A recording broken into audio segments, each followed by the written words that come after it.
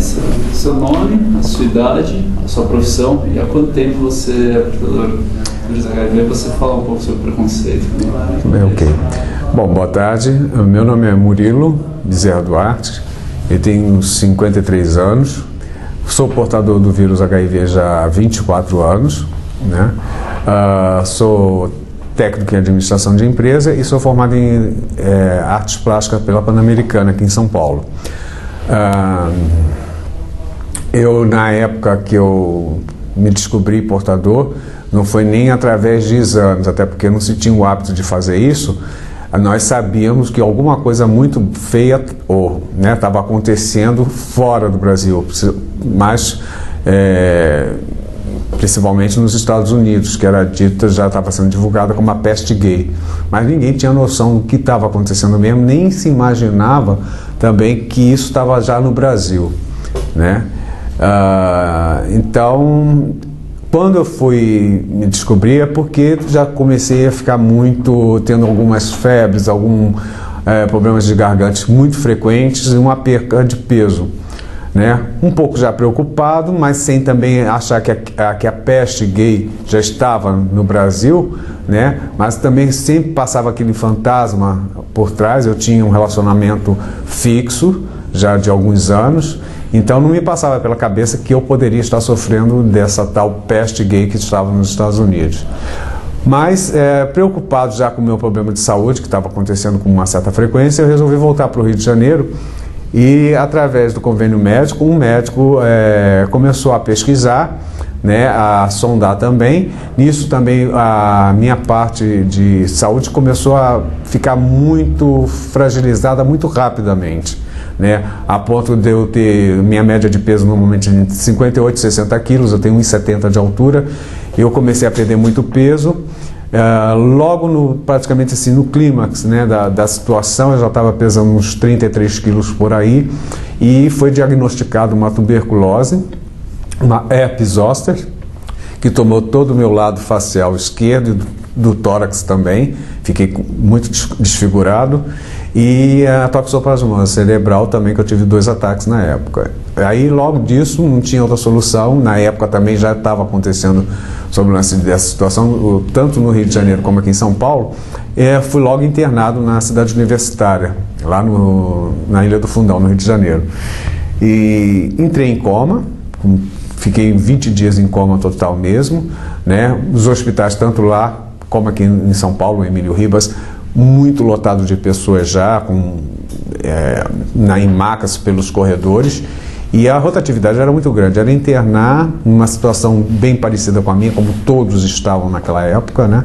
E falecer, entrar em óbito e pronto, e outro entrando, internando, falecendo, enfim, aquela rotatividade muito grande.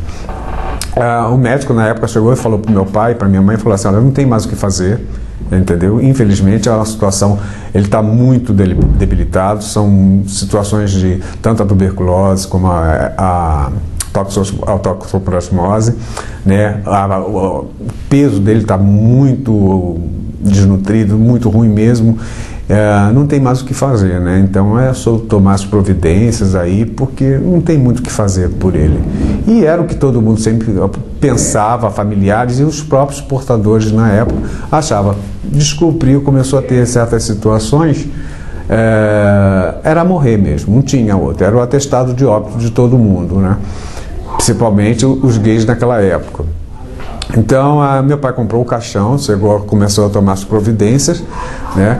Só que, para surpresa de todos, eu voltei do coma, continuei internado lá, tomando os medicamentos para tuberculose, para herpes zoster, fazia exames muito frequentes para toxoplasmose, que era tirar o líquido da medula, um exame chamado LICO, né? Para saber como é que estava essa situação. E aí eu fui melhorando, né? Não totalmente, mas porque a herpes zoster demorou quase 3 meses entre sair tudo, estourar, secar, eram dores horríveis, né? A fraqueza também, a recuperação de peso.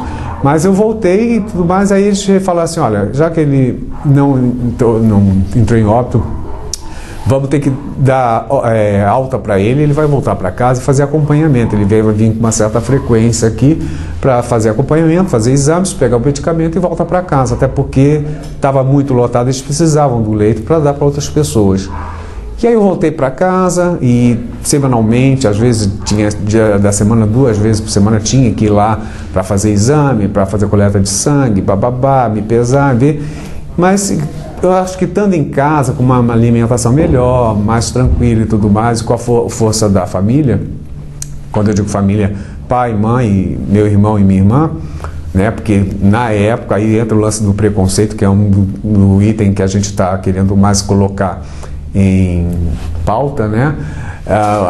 O preconceito era gritante, era descaradamente forte, né?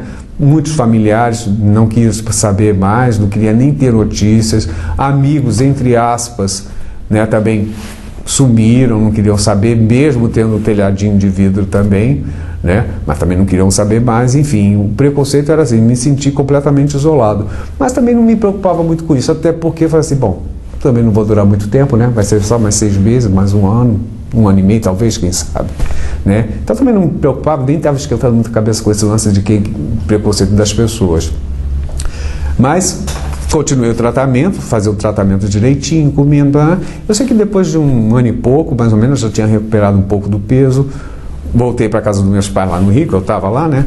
E nós morávamos no Flamengo. Então eu só começava a sair, tomar um banhozinho de sol, pegar uma prainha e tudo mais. Comecei a me recuperar. Nesse meio tempo também o banco me chamou, falou assim, vem cá, você não morreu, né? A gente não vai ficar pagando por você esse tempo todo para ficar recebendo e indo para a praia, né, fazer caminhada todo dia, né?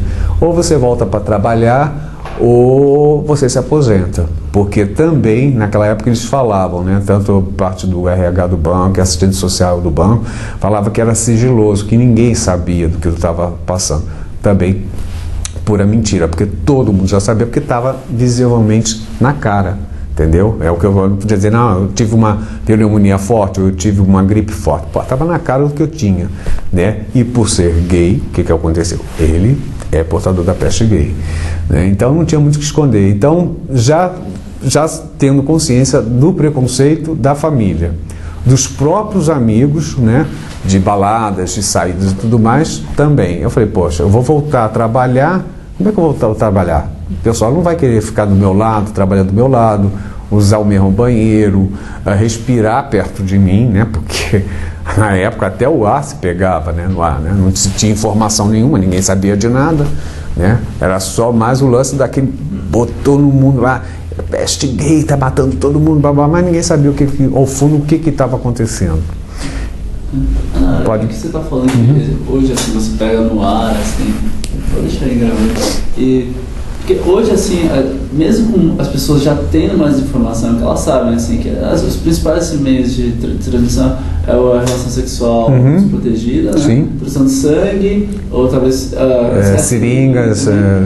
Mas por que você acha que as pessoas, mesmo muitas com informação, assim, isso é assim, uma coisa que a gente não entende, sabe? As pessoas, elas têm informação, mas elas se recusam às vezes a cumprimentar uma pessoa que ela sabe que é portador do vírus, ou às vezes, não sei, dividir um copo, entendeu? Porque são umas coisas que ela sabe que ela não vai ser contaminada pelo vírus, só que ao mesmo tempo, por que você acha que isso acontece, assim? Então, eu nesses 20 e poucos anos como portador, sendo voluntário, coordenador de ONG, fazendo acolhimento, fazendo palestras semanais, reuniões para poder estar passando essas informações e ajudando essas pessoas que estão pegando resultado recente, né, diagnóstico recente, e outras também que têm até um diagnóstico antigo de alguns anos atrás, mas que até hoje não aceitam, não conseguem viver com isso. Eu aprendi o seguinte: as pessoas têm os seus limites, têm os seus medos, e isso também vem o lance de cultura, educação, e as informações existem, só que cada um faz da informação, né, da melhor forma possível. Umas recebem, mas não querem saber. Ainda continua aquela história. Não, o homossexual é o da vizinha, o filho da vizinha, né? O portador do vírus HIV é da vizinha do outro lado. Aqui na minha casa não tem nem gay, nem portador do vírus, entendeu? Então, quer dizer, é um lance de cultura mesmo. O preconceito existe. Tem até hoje, você se depara com pessoas de uma certa faixa etária daí, que alguém levanta do ônibus para oferecer o lugar para ela e a pessoa fica em pé. Ah, o senhor não vai sentar? Ah, não, estou esperando esfriar o assento. Quer dizer, não existe isso. Quer dizer, vai esperar esfriar o assento para poder sentar. Está com medo de quê? Né? Tá com medo por quê? Então não sai de casa. Então, quer dizer, é um lance de cultura mesmo, né? E da própria pessoa de ter medo, entendeu? Da vida que leva. Porque é muito fácil falar, não, o cara tem uma conduta de risco, entendeu? Mas eu também tenho. Será que eu também tenho a mesma possibilidade de estar me contaminando ou de estar passando por aquela situação? Então as pessoas, elas mesmo começam a colocar isso na cabeça, elas não têm coragem de enfrentar, né? Hoje em dia a gente ainda continua fazendo a divulgação, façam um teste, porque quanto mais cedo você diagnosticar, você tem um tratamento com êxito total, sem pegar nenhuma patologia, sem estar tendo nenhuma oportunista inicial para poder dizer, não, essa oportunista aconteceu porque você é portador do vírus, abaixa a imunidade, bababá, então aconteceu, entendeu? Então tem muito disso ainda, o lance de cultura, de educação. Eu vejo por esse lado, pelo que eu escuto das pessoas, entendeu? Tem mais alguma coisa que poderia acrescentar disso? Na época, né, na minha época, é aquele negócio. Eu, quando optei de me aposentar, é porque eu não queria, né, eu não estava assim, eu não vou ter, não quero passar por estar sendo rejeitado, apontado, hostilizado dentro de uma agência bancária, entendeu? Pelos meus colegas de trabalho. Então eu falei, eu não quero, não tenho por que eu passar por isso. Então eu optei por me aposentar. Me aposentei, continuei o tratamento. Para vocês terem uma ideia, que a minha recuperação foi tão boa que em 92, né, como eu não morria, né, foi bom, não morro, então vou aproveitar, vou fazer as coisas que eu quero fazer, né? E isso é sempre a ideia que a gente tinha na época. Então eu falei, vou aproveitar, eu vou voltar a ir ao cinema, eu vou voltar a ir jantar fora, comer o que eu quero, eu vou voltar a ir a teatro, a bater papo, a fazer novos amigos, até porque os novos amigos não sabiam. Os antigos sumiram, mas os novos eu não tinha que contar, né? Namorar nem pensar, porque também era uma coisa que na época já não me passava mais pela cabeça, né? Ficou uma coisa meia... não estava afim, não passava de estar querendo voltar a ter relacionamento ou ter um novo namoro. Então, o que aconteceu? Em 92 eu fui desfilar no Carnaval de 92 na Mocidade Independente, que é a minha escola de desfile. Quer dizer, em 92 eu voltei a desfilar. Tem fotos e tudo mais, blá blá blá. E a partir de então eu comecei a pensar, putz, eu não morri. Né? Alguém me deu uma chance, né? O amigão lá de cima me deu uma chance, e eu não vou decepcioná-lo e também não vou rejeitar essa chance. Eu vou embarcar nessa, vou fazer de tudo que for possível para eu me manter. E essa sempre foi minha meta desde aquela época, eu sou muito otimista, né? E aí continuei vindo para a praia, voltei até a fazer natação, porque academia nem pensar também, não queria uma coisa, tomando os remédios para tuberculose, porque o tratamento é longo, né? Tomando Daraprim, Lecovorin, que era para a toxoplasmose, que foi uma coisa que ficou por muito tempo, né? E então fui tratando e levando a minha vida normal, mas um pouco isolado, porque o preconceito comia frouxo. Era uma coisa absurda mesmo, né? Aí, na época lá no Rio, a médica que me acompanhava, a infectologista, falou assim, ô Murilo, você ainda mora em São Paulo? Você tem como voltar para São Paulo? Eu falei, ainda tenho, meu apartamento lá está montado lá. Eu falei assim, eu gostaria que você voltasse para São Paulo. Eu falei, mas poxa, eu não vou voltar para São Paulo, eu não vou querer morrer sozinho lá. Minha família está aqui no Rio de Janeiro. Murilo, você não vai morrer. E por que eu quero que você volte para São Paulo? Porque lá está abrindo um centro de referência e treinamento, o DST, né, na Antônio Carlos, próximo da Augusta, só direcionado a tratamento e pesquisa e estudos para portadores do HIV. Né? Foi quando tudo começou praticamente, né? Os médicos, também porque os médicos na época também nem sabiam o que era o HIV. Eles tratavam as oportunistas, né? As situações que estavam acometendo aquela pessoa no momento. Mas sobre HIV, ninguém sabia nada, nem os infectologistas sabiam ao certo. Sabia que existia um vírus, né, dito peste gay, que estava aí pelo mundo, mas os médicos não sabiam. Então, quando eu cheguei no CRT aqui em São Paulo, de volta, né, aí eu tive a minha primeira médica que me atendeu, eu fiquei com ela me tratando, acho que em torno de uns 14 anos. Né? A gente brincava muito que era um casamento sem sexo, porque ela sabia de tudo, até na maneira de eu olhar, né, o que eu queria falar, e aquele acompanhamento periódico, exame de sangue, o líquido na medula, pegando os medicamentos para não voltar com as coisas que eu estava tendo, suplemento alimentar também para poder continuar mantendo o peso legal. E assim foi passando, as informações começaram a surgir. Em 95 aí veio o AZT também, né? Não consegui tomar muito tempo, até porque na época achava-se que quanto maior a dose, né, mais eficaz seria, né, o tratamento.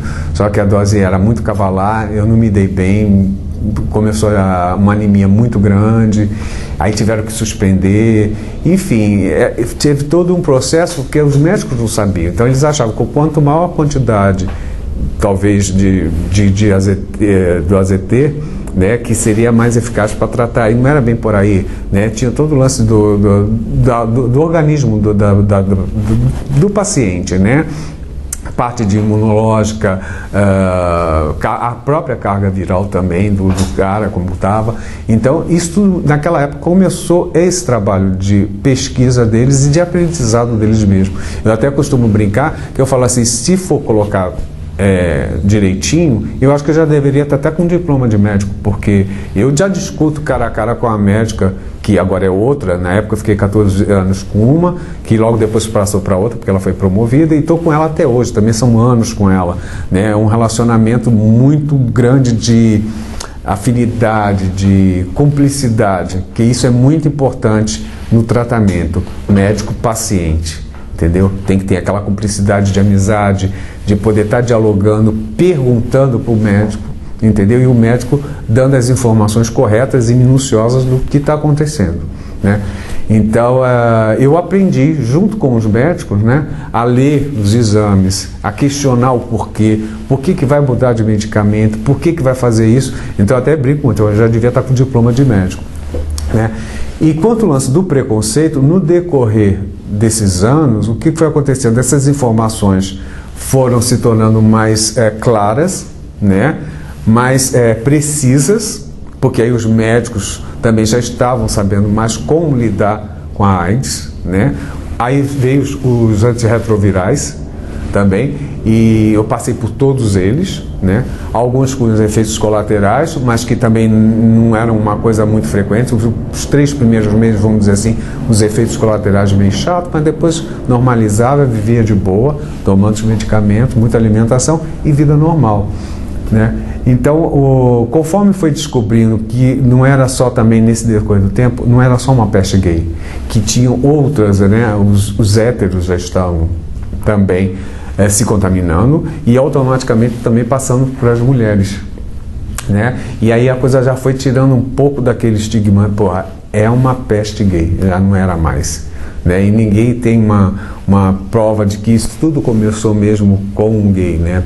Supõe-se, tem histórias até mesmo do paciente zero, da profissão que ele tinha na época, né? E por ele ser gay, né? Então, titulam, mas hoje em dia já se fala que a AIDS já existe há muito mais tempo do que naquela época, né? Muito já existia, só que eles não ligavam uma coisa com a outra. Então, então esse lance do preconceito também foi diminuindo mais um pouco, até o ponto, vamos dizer assim, de uns 10 anos, 5, 8 anos para cá, mais ou menos, por ter já tomado uma proporção de jovens, mulheres casadas que não têm uma vida de risco, né? Homens também, e agora também há pouco tempo, né? Depois do aparecimento do estimulante sexual, né? Do pessoal da terceira idade, né? Pessoas de 60, 65, 70 ou até mesmo de 80, dependendo da pessoa com vida ativa sexualmente, né? Estão aí se infectando né, de uma maneira absurda, porque também não é da cultura e da educação dessas pessoas, dessa faixa etária, usar o preservativo, né? Então eles estão se infectando e estão passando aí adoidado para tudo que é lado, né? Então eu vejo que o preconceito também diminuiu desde a minha época até os dias de hoje. Por quê? Porque as informações aumentaram, as pesquisas aumentaram, os medicamentos também melhoraram muito, né? O próprio sistema de saúde dá maior atenção, né? Eu tenho total assistência médica, tanto infectologista como de todas as especialidades, medicamento também gratuito, não tenho queixa disso, vários especialistas na hora que eu quiser, seja dentista, dermato, procto, urologista, acupuntura, tudo. Então essa deu uma qualidade de vida muito grande pra gente, né? Mas continuo dizendo, tem que manter aquele ritmo legal de tomar o medicamento correto, na hora certa, né? E como se fala, né? Foi depois que surgiu os antirretrovirais, não me lembro também a data, eu não sou muito de me ligar nessa data, que a AIDS deixou de ser uma doença letal, mortal, para se tornar uma doença crônica. Ou seja, não se morre mais disso. Você trata e continua vivendo, né? Quer dizer, regularmente, bonitinho lá.